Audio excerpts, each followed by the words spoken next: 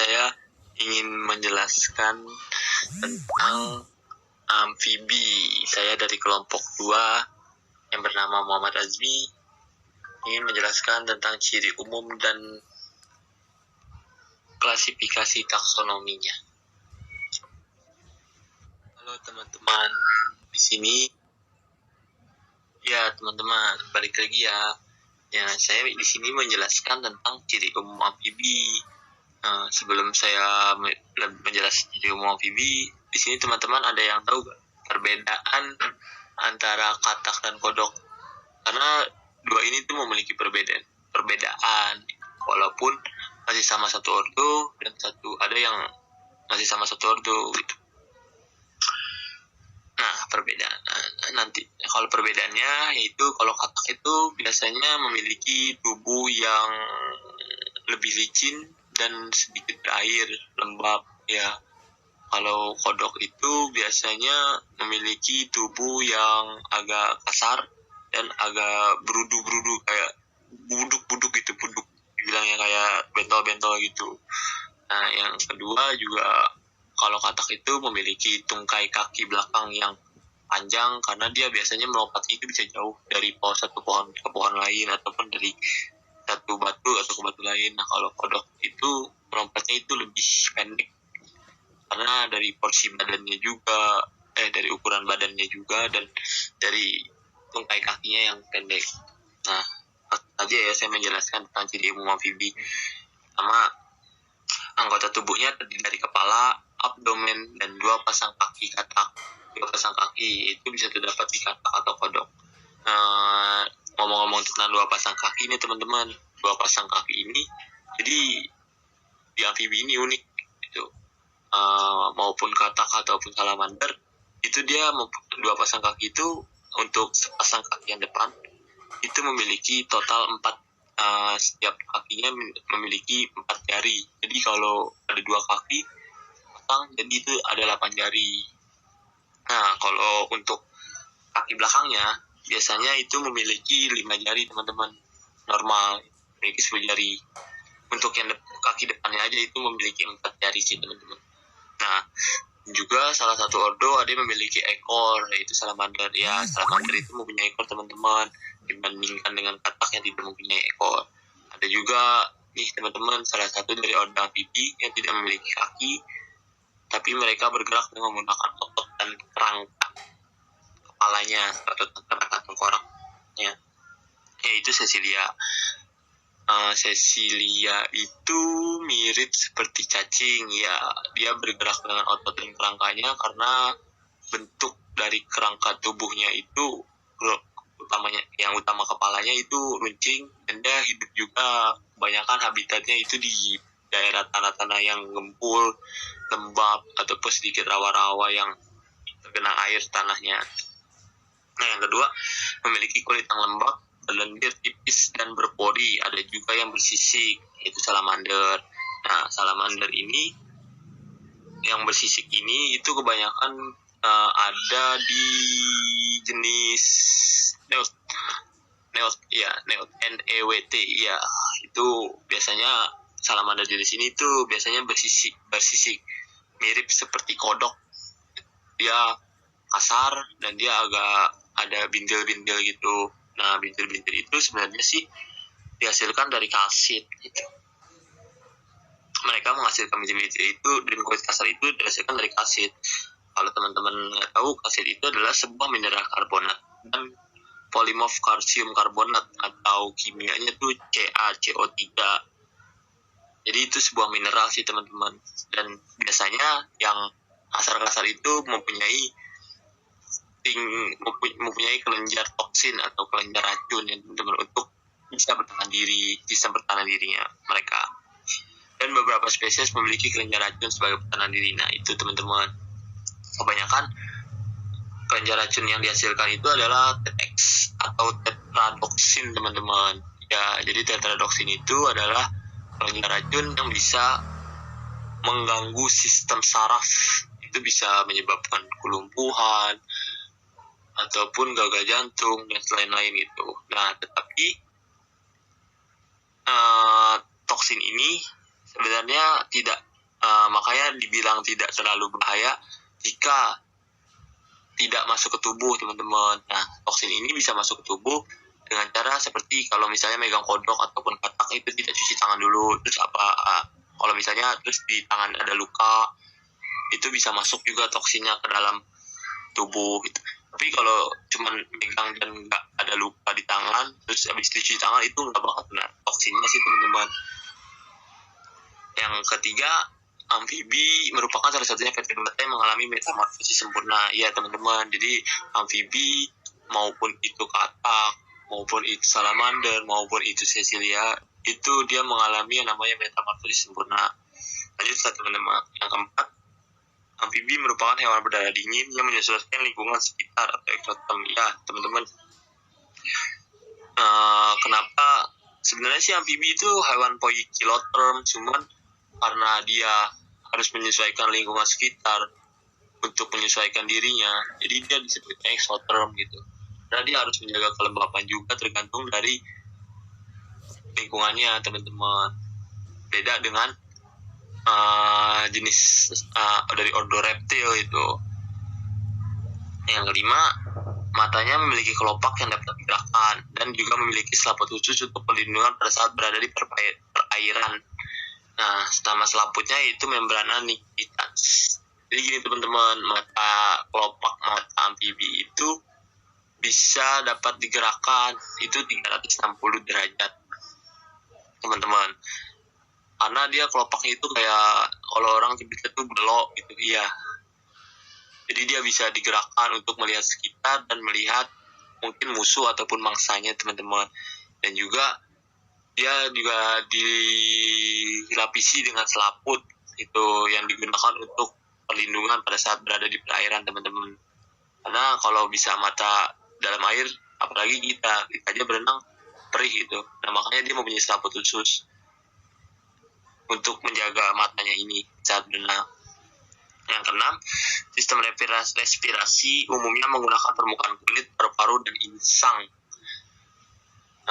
Jadi gini, teman-teman, sistem respirasi biasanya itu dia menggunakan permukaan kulit, paru-paru, dan insang. Nah, kalau untuk insang ini biasanya itu jadi untuk dikatak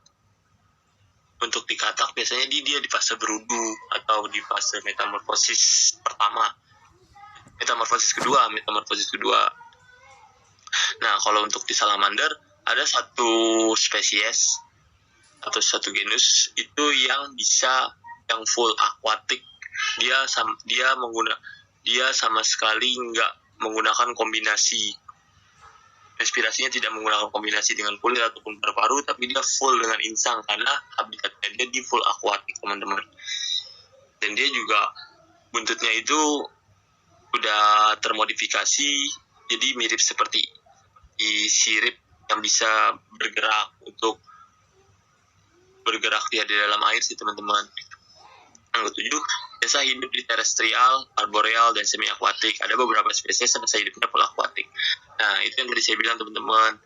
Nah, biasanya amfibi ini ada yang biasa hidup di terestrial. Terestrial itu daerah daratan, itu biasa jadi kayak rumput-rumput yang lembab atau pinggir-pinggir sungai atau segala macam, itu termasuknya terestrial, teman-teman. Nah, kalau arboreal itu biasanya kayak terjadi bisa ada salamander ataupun katak pohon, teman-teman. Karena kebanyakan katak pohon itu jarang banget buat libur ke air, tapi dia kebanyakan menghabiskan waktunya di arboreal itu kayak pohon-pohonan, tumbuh-tumbuhan itu. Dia lebih berada di atas daun itu. Bukan berarti dia nggak air, bukan. Cuman dia jarang menghabiskan waktunya di air, tapi kebanyakan di daerah pohon-pohonan gitu. Dan semi akuatik misalnya kayak rawa yang masih bukan terlalu dalam ataupun perairan dangkal, itu maksudnya semi akuatik, teman-teman. Ada juga nih spesies yang semasa hidupnya itu full akuatik, yaitu seperti tadi kayak axolotl ataupun olm. Itu dia sama sekali sepenuh hidupnya itu dia menggunakan insang karena dia full akuatik, teman-teman.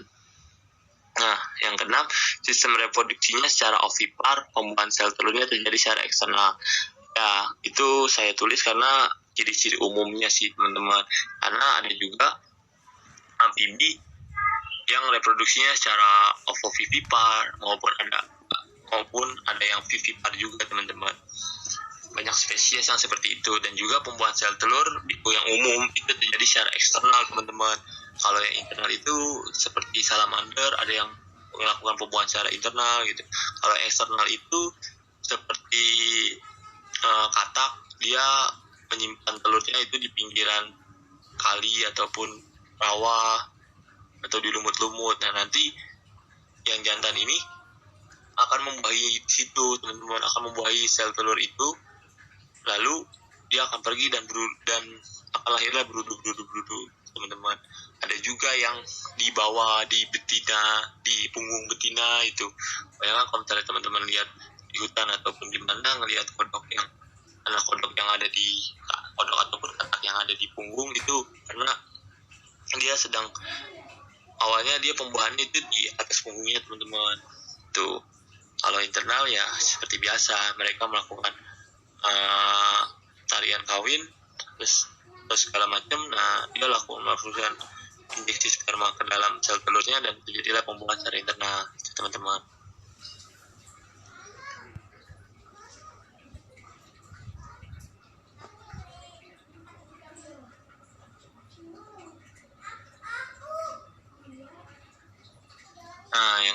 Lanjut ya teman-teman, saya akan menjelaskan tentang klasifikasi dari taksonomi dari 3 ordo, yaitu Anura, Caudata ataupun Urodela, dan Gymnophiona.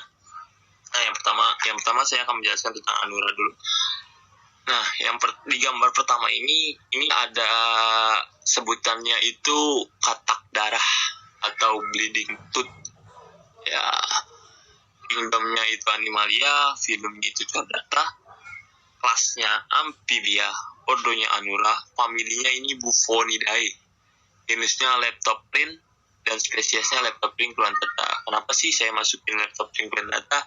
Karena ini adalah salah satu kodok endemik Pulau Jawa, dan ini masuk kategori hewan yang akan terancam punah, teman-teman. Hanya saya masukkan ke referensi PowerPoint PPT saya. Yang kedua itu ada katak tanduk. Mungkin teman-teman jarang lihat, ataupun apalagi saya juga belum pernah ketemu sih di hutan atau itu, karena dia adanya kebanyakan ada yang di daerah Pulau Jawa gitu, dan ada juga yang di Pulau Jawa, tapi saya belum pernah nemunya singgah nih. Nah, kedua ini ada Kingdom Animalia, filumnya Chordata, kelasnya Amphibia, ordonya Anura, familinya Megopridae, genusnya Megopris, spesiesnya Megopris nasuta. Ya, jadi teman-teman ini adalah salah satu jenis kodok. Ya, jenis kodok yang bertanduk.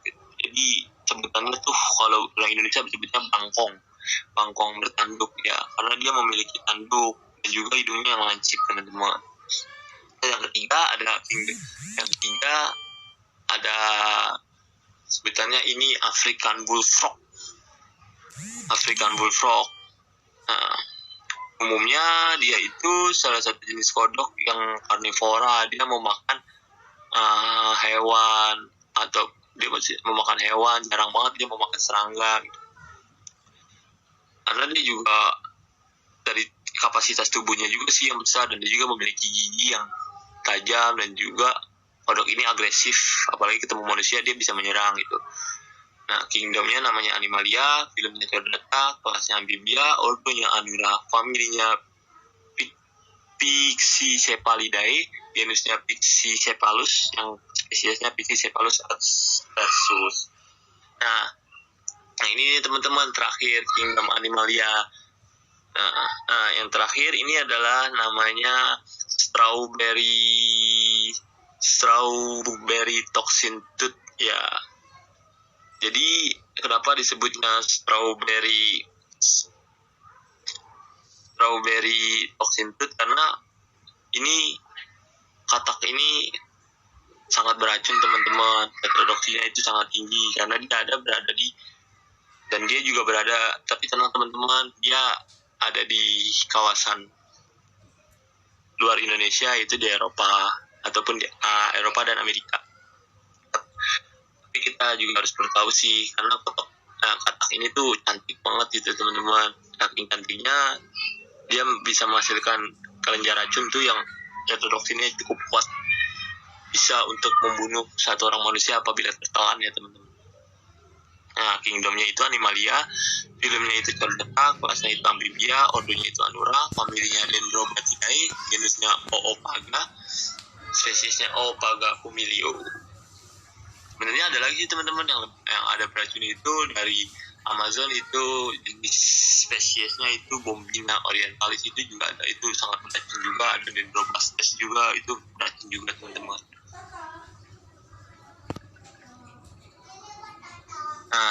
Lanjut ya teman-teman, saya akan menjelaskan tentang klasifikasi dari taksonomi dari 3 ordo, yaitu Anura, Chordata.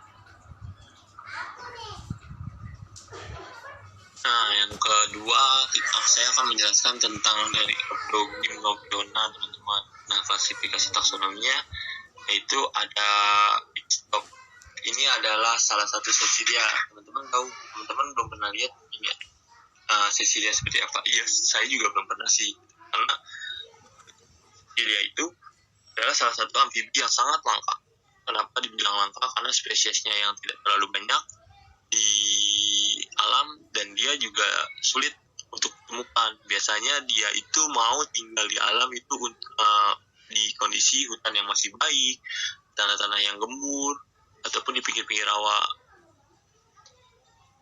Nah, ini adalah salah satu Cecilia dari tanah Jawa teman-teman, namanya Ichthyopis hypocyaneus. Nah, yang kedua ini adalah Ichthyopis glutinosus teman-teman. Nah, ini adalah salah satu Cecilia yang berada di Kalimantan teman-teman. Sekilas sih bentuknya mirip seperti cacing teman-teman, karena dia ada licin permukaannya, terus permukaan tubuhnya licin, terus ada garis-garis bulat-bulat itu ring, kayak persis kayak Nematelmintes sih teman-teman.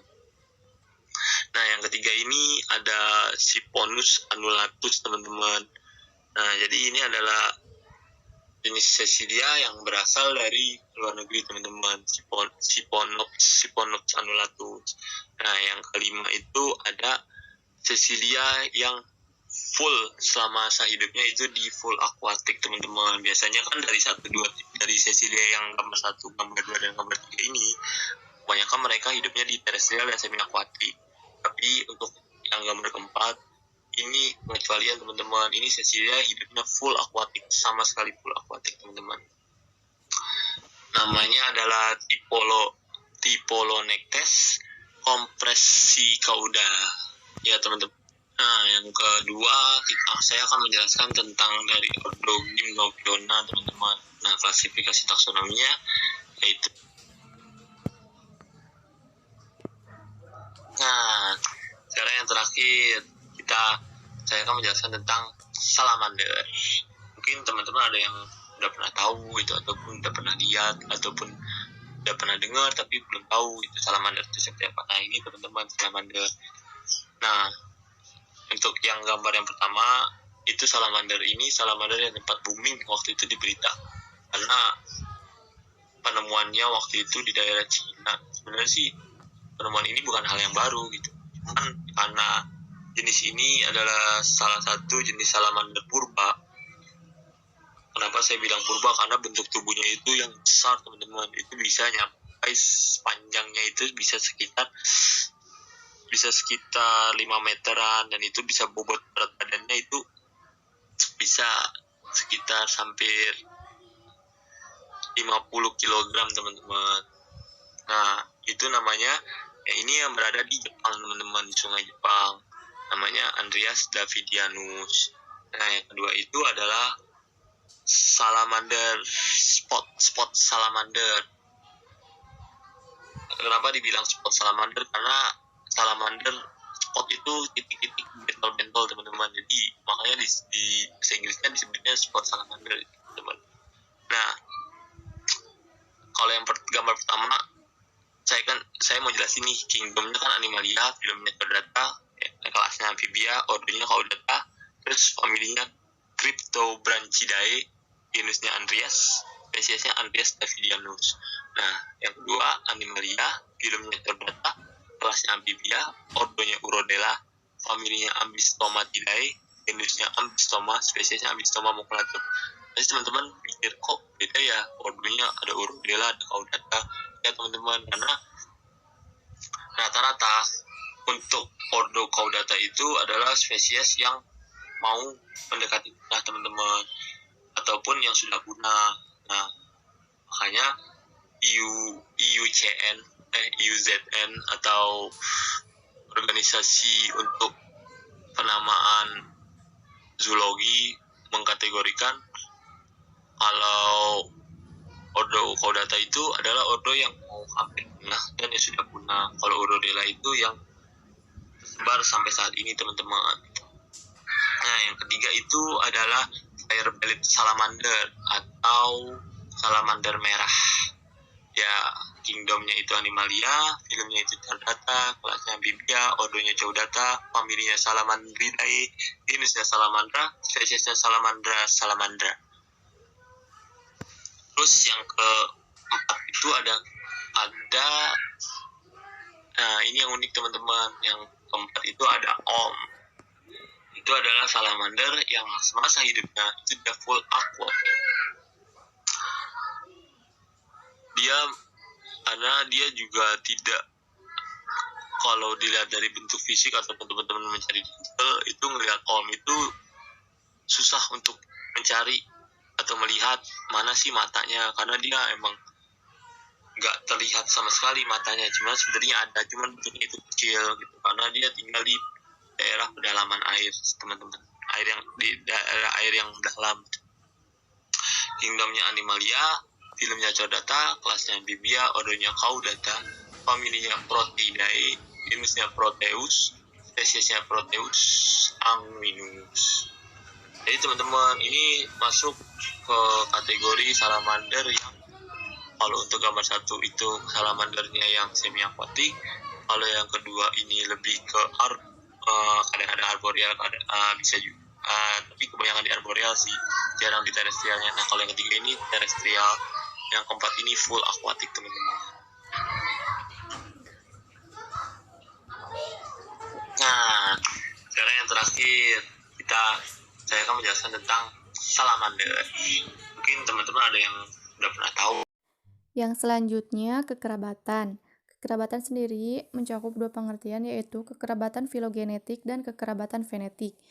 Adapun pengertiannya menurut para ahli, yang pertama dari Clifford and Stephenson 1975, yaitu kekerabatan filogenetik adalah kekerabatan yang didasarkan pada hubungan filogeni antara takson yang satu dan takson yang lain.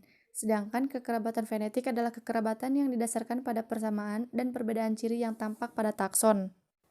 Selanjutnya dari Davis dan Haywood 1973, hubungan kekerabatan merupakan suatu gambaran hubungan organisme yang satu dengan yang lain, baik yang sekarang ada maupun yang hidup di masa silam selama perkembangan sejarah filogenetiknya.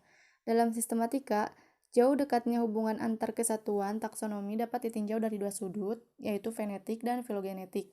Kekerabatan fenetik ditentukan oleh banyaknya persamaan sifat-sifat yang tampak, sedangkan kekerabatan filogenetik ditentukan berdasarkan asal-usul nenek moyang sesuai perkembangan atau proses evolusi.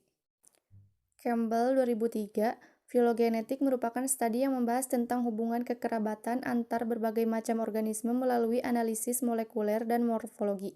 Para ahli biologi secara tradisional menggambarkan silsilah atau genealogi organisme pada pohon filogenetik, yaitu diagram yang melacak hubungan evolusioner yang dapat mereka tentukan sebaik mungkin. Selanjutnya, Walter dan Sayles 1959. Fenetik merupakan salah satu metode di dalam studi sistematik yang dapat menggambarkan hubungan kekerabatan organisme yang dipetakan pada suatu diagram pohon yang disebut fenogram. Pengertian sejenis mengenai fenetik yaitu suatu studi yang mengklasifikasikan berbagai macam organisme berdasarkan kesamaan atau kemiripan morfologi dan sifat lainnya yang bisa diobservasi. Jadi, dalam analisis fenetik, hubungan kekerabatan dilihat berdasarkan kesamaan atau kemiripan karakter antara organisme yang sedang dipelajari. Adapun contoh kekerabatan pada amfibi, yang pertama itu kodok sawah, spesiesnya Fagervaria cancrifora. Lalu ada katak beracun yang spesiesnya Dendrobates leucomles, bisa dibaca sendiri. Lalu ada juga katak kaca dan Atelopus parius. Ada juga contoh lain dari kekerabatan pada amfibi, yaitu ada Plethodontidae, Chiropterotriton, bisa dilihat gambarnya. Lalu ini ada Aquilorhizia dan Proteidae. Sekian materi kekerabatan pada amfibi. Selanjutnya akan dijelaskan oleh Eka. Terima kasih. Bentuk tubuh atau morfologi amfibi. Kelompok hewan amfibi adalah binatang bertulang belakang, berkulit lembab, tanpa bulu yang hidup di dua alam. Kebanyakan hewan amfibi pada waktu berupa brudu hidup di air dan bernafas dengan insang. Selanjutnya setelah dewasa, hidup di darat dan bernafas dengan paru-paru dan kulit. Hewan amfibi termasuk kelompok hewan berdarah dingin, artinya hewan yang memanfaatkan suhu lingkungan untuk mengatur suhu tubuhnya. Kepala dan badan dari kelas amfibi atau amfibia lebar dan bersatu. Ada 2 pasang kaki dan anggota, tak ada leher dan ekor. Bagian dalam ditutupi dengan kulit basah halus lunak. Pada kepala mempunyai mulut yang lebar untuk mengambil makanan. 2 lubang hidung atau nares eksterna yang kecil di dekat ujung hidung yang berfungsi dalam pernafasan. Terdapat sepasang mata yang bulat. Di belakangnya terdapat 2 lubang pipih tertutup oleh membran timpani yang berfungsi sebagai telinga untuk menerima gelombang suara. Tiap mata dari kelas amfibi atau amfibia mempunyai kelopak mata atas dan bawah, serta di dalamnya mempunyai selaput mata bening membran nictitans untuk menutupi mata apabila berada di dalam air. Di bagian ujung belakang badan dijumpai anus, lubang kecil untuk membuang sisa-sisa makanannya yang tak dicerna, urin dan sel-sel kelamin atau telur atau sperma dari alat reproduksi. Kaki dari kelas amfibi atau amfibia katak terdiri atas sepasang kaki depan dan sepasang kaki belakang. Kaki belakang terdiri atas lengan atas, lengan bawah, tangan, jari-jari. Pada kaki belakang terdiri atas paha, betis, kaki, dan jari-jari. Tubuh dari kelas amfibi atau amfibia katak bentuknya bilateral simetris, dengan bagian sisi kiri dan kanan ekual. Bagian tengah disebut medial, samping lateral, badan muka depan adalah anterior, bagian belakang disebut ujung posterior, bagian punggung atau dorsal, sedang bagian muka ventral. Bagian badan terdiri atas kepala atau caput, kerongkongan atau cervix, dada atau toraks atau pektoral, perut atau abdomen, pantat atau pelvis, serta bagian kaudal pendek. Pada rongga mulut dari kelas amfibi atau amfibia atau Cavum oris dibatasi oleh maxillae atau rahang atas, sedangkan bagian bawah dibatasi oleh mandibula atau rahang bawah, dan os hyoid. Pada rongga mulut terdapat lingual yang pipih berpangkal pada dasar sebelah anterior mulut. Pada permukaannya terdapat kuncup perasa dan papil yang dilapisi oleh lendir dan dapat dijulurkan dari belakang ke muka untuk menangkap mangsa.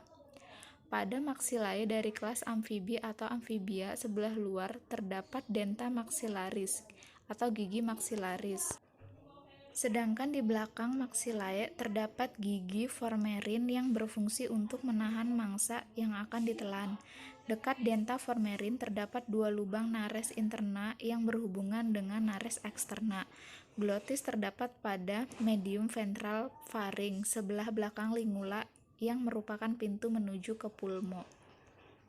Di sini saya selanjutnya akan menjelaskan tentang sistem penyusun tubuh pada amfibi. Transportasi pada jantung katak terdiri dari 3 ruang, yaitu atrium kiri, atrium kanan, dan ventricle. Atrium kanan menerima darah yang miskin oksigen dari seluruh tubuh, sedangkan atrium kiri menerima darah dari paru-paru. Darah dari kedua atrium bersama-sama masuk ke ventricle. Sistem pencernaan pada katak, makanan akan diawali oleh capum oris dan diakhiri oleh anus. Pada beberapa bagian dari traktus digestoria mempunyai struktur dan ukuran yang berbeda. Dari capum oris, makanan akan melalui paring oesophagus yang menghasilkan sekresi alkalis dan mendorong makanan masuk dalam ventriculus yang berfungsi sebagai gudang pencernaan. Pada sistem ekresi, ginjal amfibi berfungsi untuk mengeluarkan air yang berlebih karena kulit katak permeabel terhadap air, maka saat ia berada di air, banyak air masuk ke tubuh katak secara osmosis. Pada sistem reproduksi, katak jantan terdapat sepasang testis bentuknya opal berwarna putih. Terletak di sebelah atas ginjal, organ reproduksi pada betina terdiri atas sepasang ovarium yang terdapat pada bagian belakang rongga tubuh diikat oleh penggantungnya yang disebut mesoparium. Untuk selanjutnya sistem pernapasan, oksigen berdisfusi lewat selaput rongga mulut, kulit, dan paru-paru, kecuali pada fase berudu bernapas dengan insang. Karena hidupnya di air, selaput rongga mulut dapat berfungsi sebagai alat pernapasan karena tipis dan banyak kapiler yang bermuara di tempat itu. Selain bernapas dengan selaput rongga mulut, katak bernapas pula dengan kulit. Pada sistem saraf, terdiri atas saraf pusat, saraf tepi. Saraf pusat tersusun atas otak dan tali spinal, sedangkan saraf tepi tersusun atas saraf kranial, saraf spinal. Selanjutnya ada sistem otot yang tersusun atas 3 macam otot.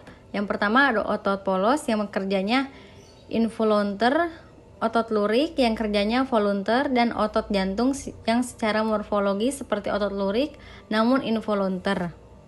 Untuk selanjutnya ada sistem kerangka yang dibangun oleh kerangka dalam endoskeleton yang tersusun atas tulang-tulang.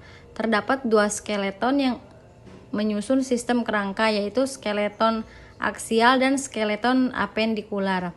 Skeleton aksial tersusun atas tempurung kepala, vertebrae, ruas-ruas belakang, dan tulang dada. Skeleton apendikular tersusun ekstremitas anterior dan ekstremitas posterior. Selanjutnya, habitat dan persebaran amfibi. Amfibi dapat ditemukan di seluruh dunia kecuali di kutub. Amfibi merupakan hewan dengan kelembaban kulit yang tinggi. Karena itu, amfibi mampu hidup di air maupun di darat.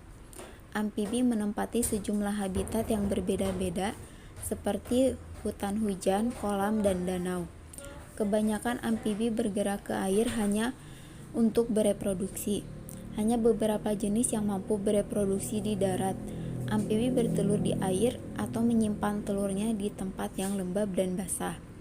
Di wilayah hutan hujan tropis yang lembab, banyak katak dapat bertahan hidup tanpa memiliki sumber air yang tetap. Sebagai hewan yang berdarah dingin, amfibi tidak aktif dalam kondisi dingin. Selanjutnya ada ordo Urodela caudata salamander.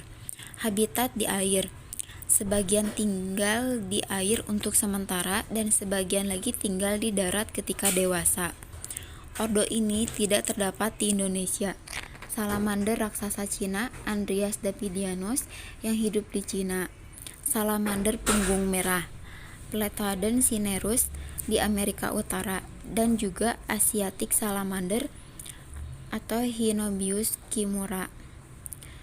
Selanjutnya ordo Apoda gymnophiona atau cacing. Habitat di dalam tanah yang subur.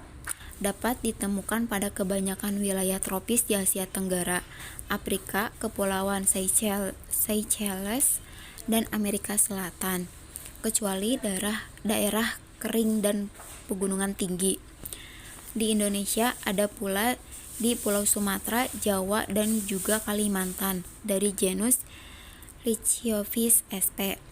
Selanjutnya ada ordo Anura atau katak dan kodok.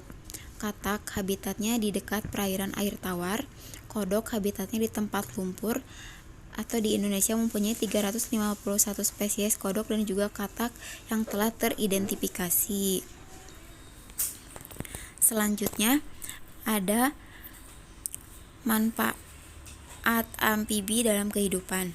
Manfaat pertama, dalam rantai makanan amfibi berperan untuk mengatur populasi serangga.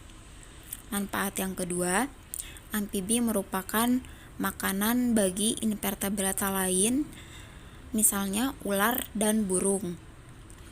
Manfaat ketiga, amfibi digunakan sebagai makanan bagi manusia, yaitu untuk memperoleh asupan protein, misalnya katak hijau.